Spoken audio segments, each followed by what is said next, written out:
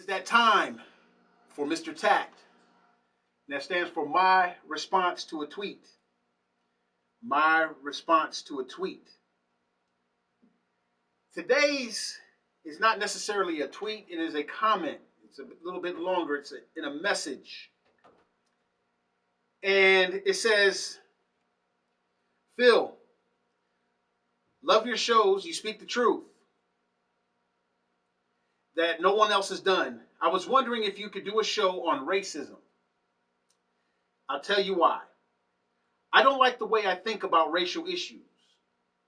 I personally have never had a relationship or a friendship or even a coworker of color. I am almost 60 years old, and this kind of bothers me because opinions have been formed from things on the news or what family and friends have said, and not on any personal experiences. I live mostly in a white state, and yes, I might see a person of color when shopping, but not usual. Stereotyping is what I have done over the years, and I don't know how to get out of that mindset. Help, Mr. Tack. Wow. First of all, I just want to say thank you. I know that was very difficult, very difficult. You know, the person said almost 60 years old. But, I'm going to tell you like this. You don't have a problem as much as you might think you have a problem. And you are a very, very special person in a very interesting circumstance where you are researching and you identified a couple of good points. But this is how I'm going to break this down for you. First of all, here's the definition of racism. It says prejudice, discrimination, or antagonism directed against someone of a different race based on the belief that one's race is superior. Say that again. Prejudice, discrimination, or antagonism directed against someone of a different race based on the belief that one's race is superior. Here's the human dynamic in this racism. First of all,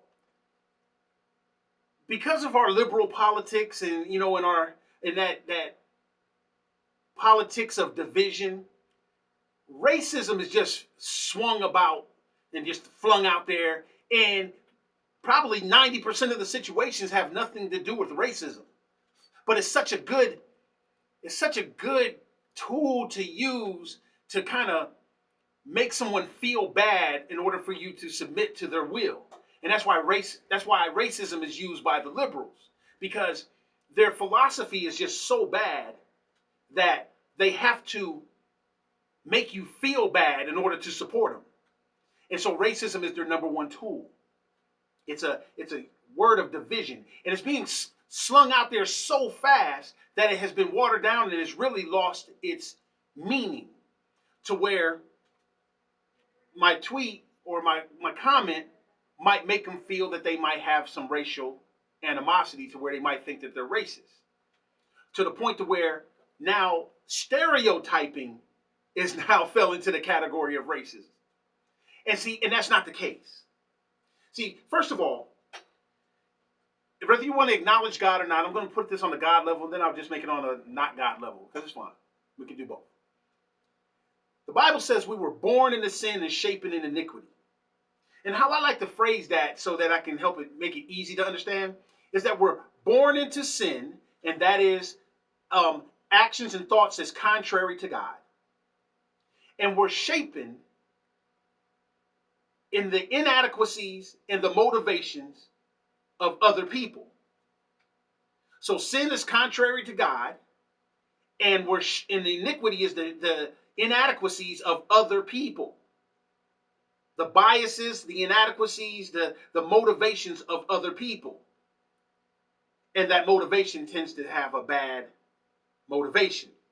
So what my commenter is experiencing is that she hasn't been around enough racial people to have any kind of racial animosity on her own.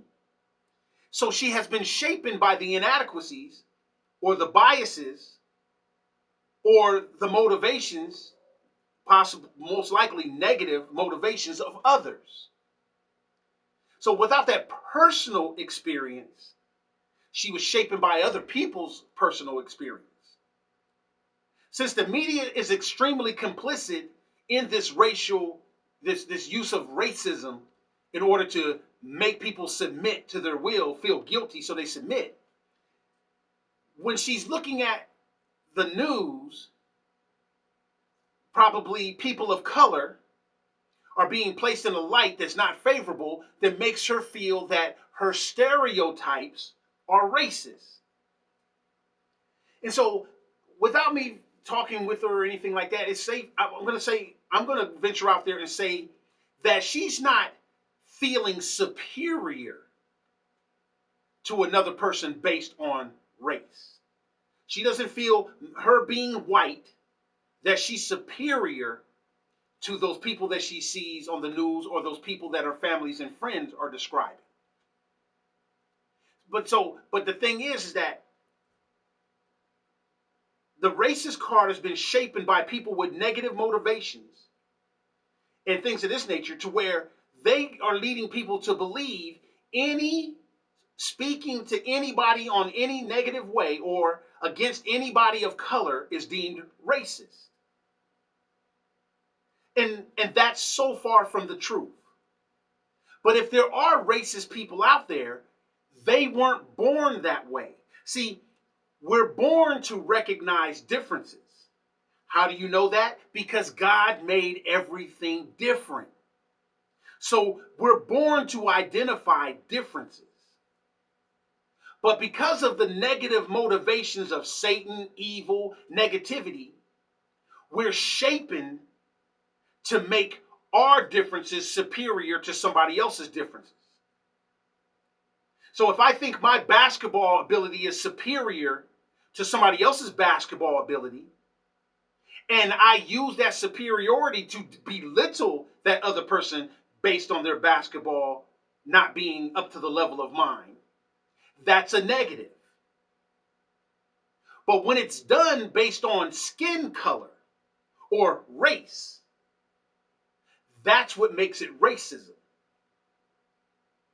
And we have went through a time where the liberal mindset, the slave master mindset, in order to enslave another person, in order to get another human being of a different color to submit to their will, they had to pose their race as superior to the race that they were trying to make submit. So racism in the United States, we identify with slavery. And so the thing that I'm going to say is this. The liberals use racism, again, because their argument can't stand on its own. They have to make people submit to giving up that control, so they pose themselves as superior, and then they water down the true meaning of racism, and they make everything that's contrary to their thought process racist. They have to create that division. It's the epitome of negativity. And if I put it in the spiritual realm, it's the epitome, it's the only tool that the devil has, is to manipulate what God made different, and God made different good, but they have to make different bad in order for someone to submit to their superiority. And that's what made Obama so dangerous, because racism was allowed to be played. So I don't think you're racist, and there's nothing wrong with stereotyping. But if you feel that the way that you're going, you're feeling superior to somebody else because of different color, that's where you have an issue. And that issue can be overcome because, one, you are admitting that it can possibly be there. And that's always the start to recovery. Hey, that's my response to this tweet or this comment on the Phil Williams Show.